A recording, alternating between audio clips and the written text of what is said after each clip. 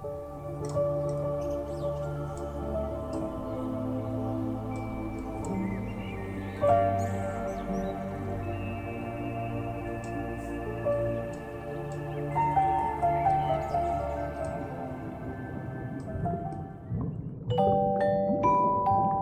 দিন আগের কথা। এক সমুদ্রে একটি ছোট্ট মাছ ছিল। তার নাম ছিল লিসা। সে সবেমাত্র 15 দিন। তারা এক ভাই ও এক বোন ছিল। ভাইটির নাম ডেল্টা। একদিন সুন্দর বিকালে লিসা তার মাকে বলল, মা, আমি কবে বাড়ির বাইরে বেরোবো? কবে বাইরের জগৎ দেখবো? বেরোবি সোনা, সময় হলেই বেরোবি। কিন্তু কবে মা? আমার যে শুধু এই গুহার ভিতরে ভালো লাগে না। দেখো না, বাইরে কত রঙিন সমুদ্র। আমি দেখতে চাই মা। যাবি গো যাবি, এত উতলা হচ্ছিস কেন? আচ্ছা মা, বাইরের জগৎটা কি খুব সুন্দর? মানে ওখানে আমার মতো আরো মাছ আছে? এটার মতো অনেক গুহা আছে? বলো না মা। ওরে বাবা রে বাবা, তোকে নিয়ে আর পারি না। এত প্রশ্ন তোর মনে কোথা থেকে আসে?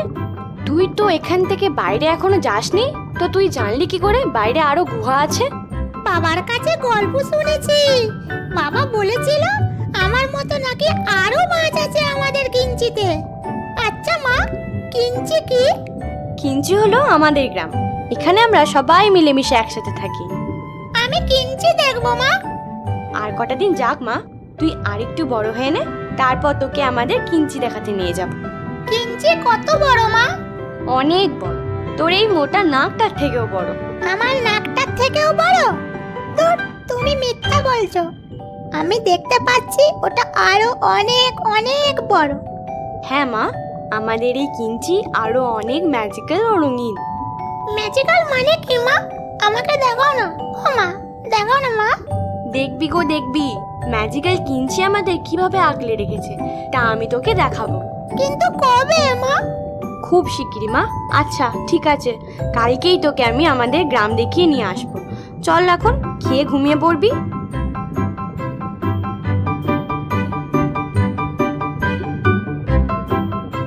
লিসা তাকিয়েই রইল গভীর সমুদ্রের দিকে।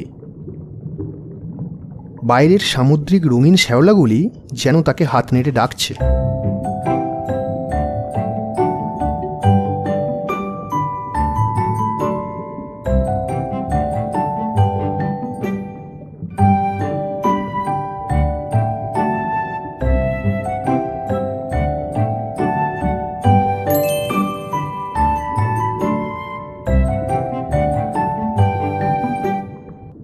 সকালে ঢেউয়ের আওয়াজ শুনে লিসা ঘুম থেকে উঠে দেখে মা ঘুমাচ্ছে।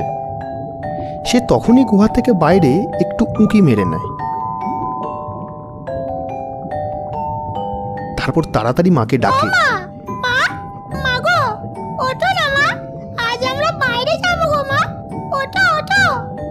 এই তো সবে সকাল হলো, দাঁড়া একটু বেলা হোক, তারপর নিয়ে যাব।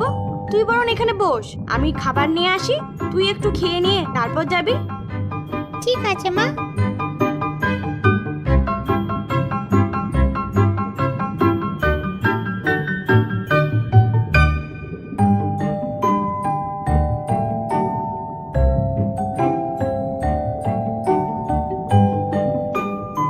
মা তো এখনো আসছে না।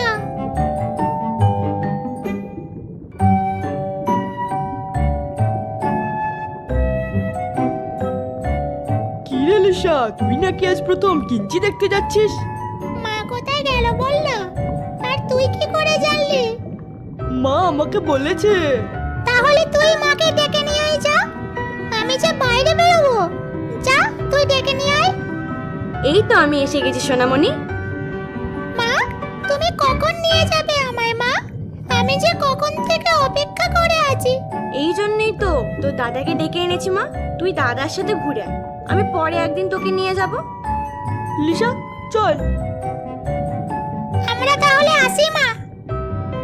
তাড়াতাড়ি ফিরো, দেরি করো না।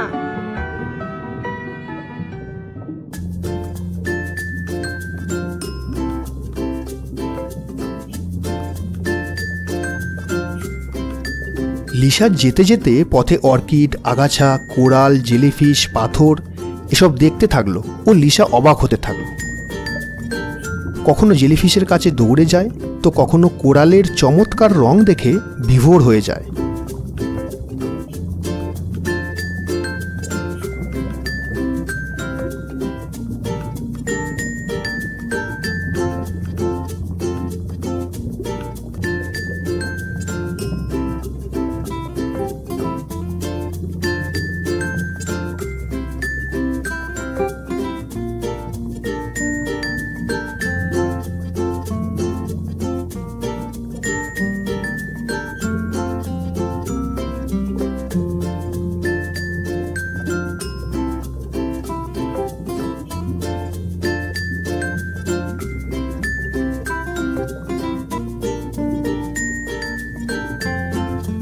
কিছু দূর এগিয়ে যাবার পর তারা দেখতে পায় কিছু ছোট মাছেরা বল খেলছে।